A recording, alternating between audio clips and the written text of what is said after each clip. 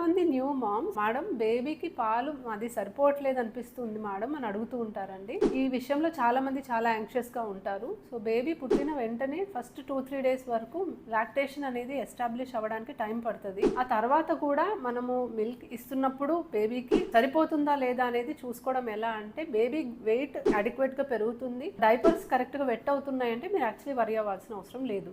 But కొన్ని సందర్భాలు తగ్గుతున్నట్టు మీకు అనిపిస్తే దీనికి కారణాలు ఏంటి?